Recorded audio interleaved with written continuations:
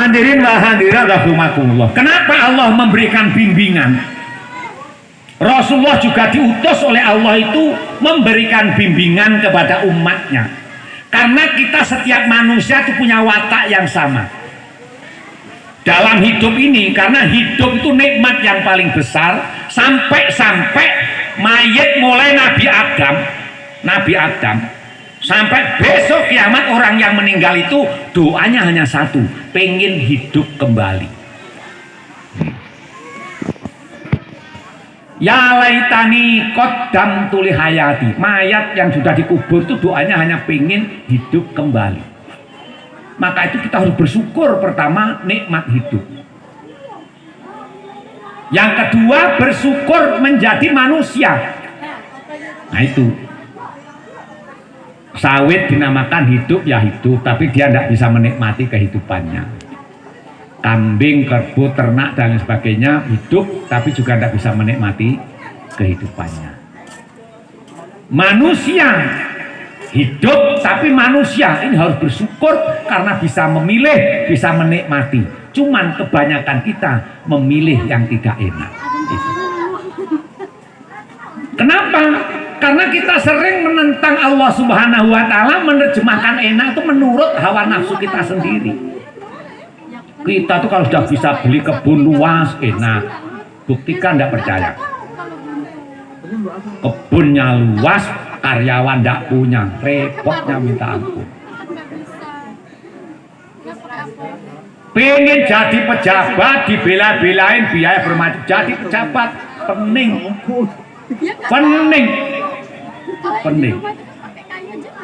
Karena apa? Tanggung jawabnya sama gajinya tidak imbang. Makanya terus toleh. Tanyakan Pak Kardus sih, gajinya sama pekerjaannya banyak mana? Mau apalagi jadi ustaz, jadi kiai tambah stres. Pekerjaannya juga tidak jelas, gajinya apalagi. Sedang watak manusia sama, siapapun itu. Apa? Zuina linnasi hubbus syahawat, punya keinginan yang sama. Punya keinginan yang sama.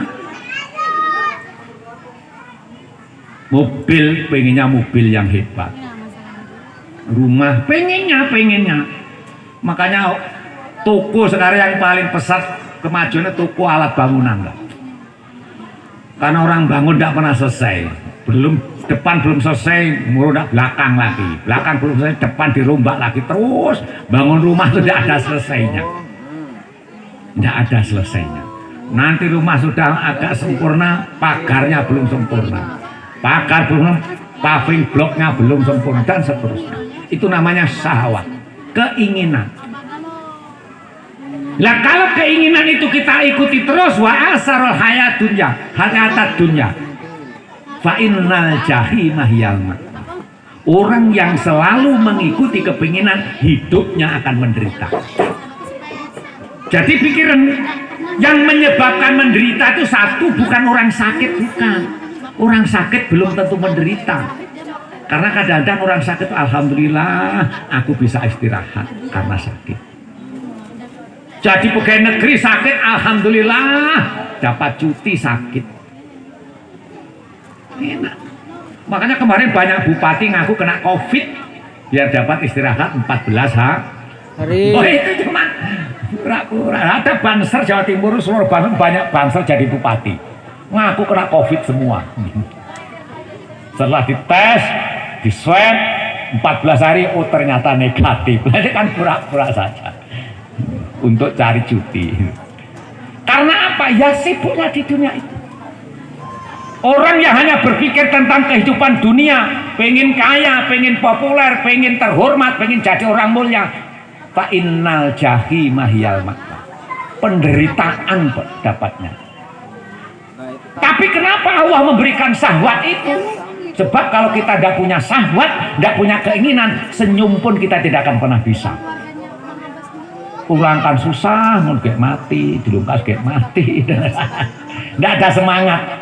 Makanya terus ulama-ulama Kemudian memberikan semangat ikmal lidunya ka'annaka ta'isyu abada. Jalan tengahnya, kalau kamu di kebun menggagah-gagahkan dirinya, oh aku ini akan hidup selamanya, maka kebun harus aku rawat sebaik-baiknya biar untuk nikmati hidup selama-lamanya, begitu.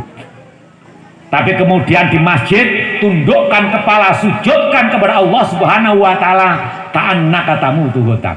Seakan-akan nanti setelah sholat, seakan-akan Bapak-bapak hidup tuh pura-pura sehat, pura-pura sakit, pura-pura seneng, pura-pura susah, dan lain sebagainya. Sebab kalau sakit beneran, tanyakan dokter. Penyakit itu ada apa enggak? Buktinya enggak ada begini, dokter satu dengan yang lain ngomongnya berbeda. Satu ngomong, wah ini COVID, wah ini negatif, wah ini malaria. Oh ini flu. Ini batuk biasa dan seterusnya.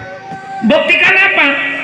Penyakit itu cuma faminhum ummiyuna la ya'lamuna kitaba illa amaniyah wa inhum illa yadhunnun.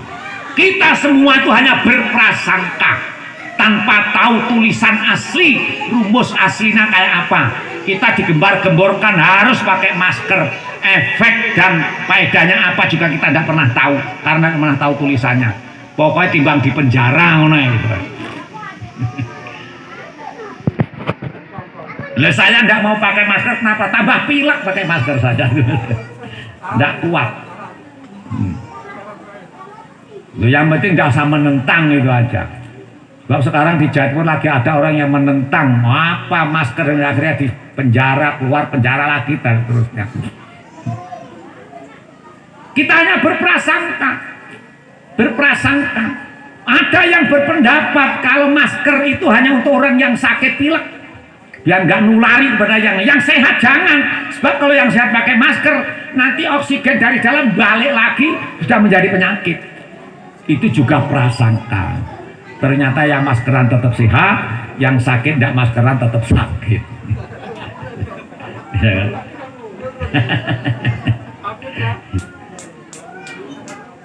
Jadi kalau kita jangan mengikuti keinginan. Hidup susah bukan karena melarat. Banyak orang melarat ditolong tidak mau. Banyak. Sebab melarat kan pandangan kita saja. Kita mau itu melarat karena kita tidak tahu simpenannya. Kemarin di Jawa Timur, Bojonegoro itu ada pemulung. Tidurnya di atas karung-karung. Ternyata di dalam karung lipetan duit. Ada ratusan juta itu duitnya, coba. Tapi dia pemulung. Rumahnya gubuk biasa, takut dicuri, duitnya ditaruh di atas rongsokan itu. Dibuat alas tidur. Jadi kaya miskin pun prasangka. Cuman sekarang lebih banyak orang kelihatannya kaya. Tapi pajaknya gak lunas terus. Sedekahnya juga jarang. Kalau ada BLT rebutan. Kita sudah tidak ada rasa malu sudah itu. Ngaku miskin itu sudah tidak rasa malu. Sedang baginda Rasul zaman dulu, zaman itu masih dalam keadaan melarat. Tapi beliau mampu memperjuangkan umatnya. Kenapa? Karena umatnya punya mental kaya. Umat Rasulullah dulu bedanya dengan umat sekarang. Kalau umat Rasulullah pertanyaannya, ya Rasul, aku dalam keadaan kayak begini. Menurut pandangan engkau, wahai Rasul, apa yang bisa aku sumbangkan untuk perjuanganmu? Coba itu. Umat sekarang Pak Kades, orang kayak aku tuh apa tidak pantas dapat BLT? Ngono ya takoke. Itu. Sehingga data BLT itu mengembang terus. Ini.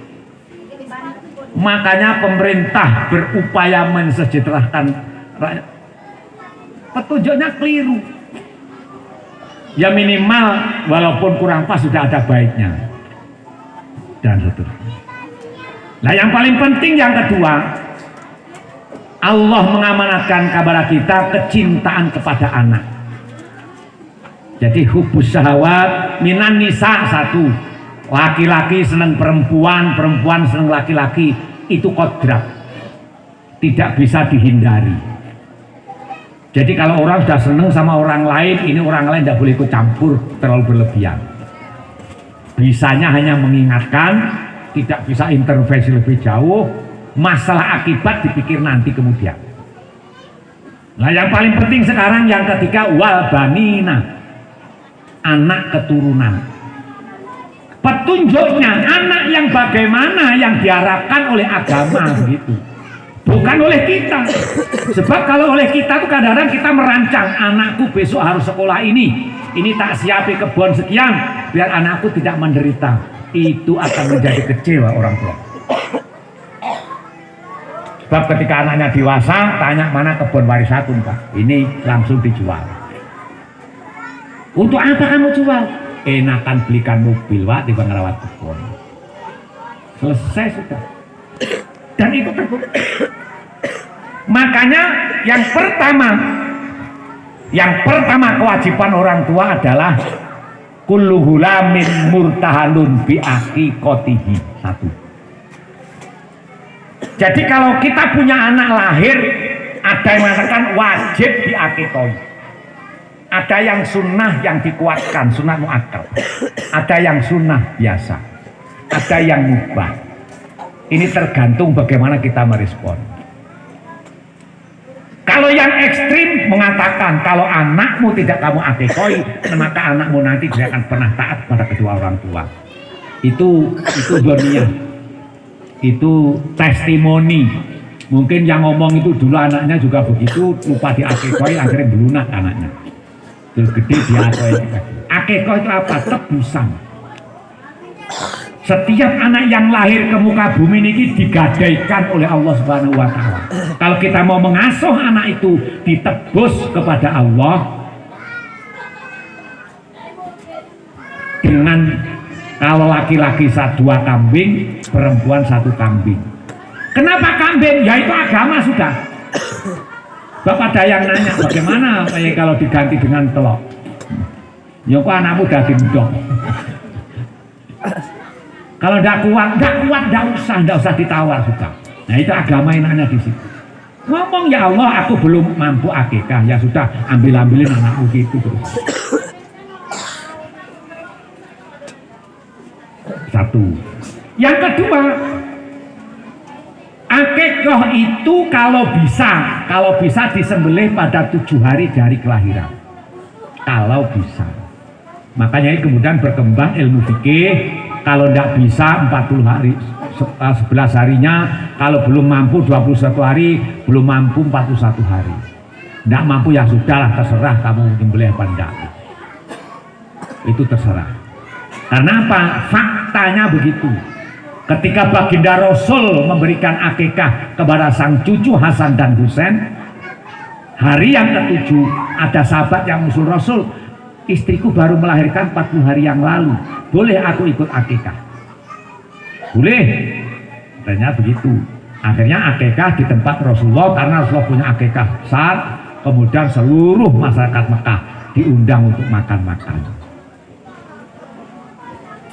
Kemudian para ulama pada era kemajuan, akikah harus dibagikan dalam keadaan sudah masak, orang tinggal makan. Maka kemudian menimbulkan budaya 7 hari kelahirannya diadakan marhabanan, masyarakat diundang, kebagian daging kambing yang sedikit-sedikit. Kalau di Arab tidak diiris-iris kambing itu, tapi utuh. Jadi kambing guling, tulang belulannya tidak ada yang dipotong-potong, tapi pada ruas-ruas tulang itu yang dipotong. Sehingga orang Arab tidak ada yang kena sakit lilu. Orang Jawa menerjemahkan, kenapa bapakmu ngilu-ngilu kemarin waktu akikah, kambingnya dipotong-potong dagingnya, dipotong-potong tulang belulangnya. Itu juga dunia. Tapi kenyataan orang Jawa dulu yang tua-tua kakek buyut kita itu tidak ada yang sakit tulang, tidak ada. Sampai cuncung, masya Allah. Kenapa? Tulang diberakoti terus masalah itu. Makan ikan kambing, daging kambing, sak tulang-tulangnya. itu. Jadi itu namanya sunnah, urutan bagaimana mendidik anak. Sekarang ini kemudian ada seorang ulama besar yang menyampaikan mendidik anak jangan cuma di pondok,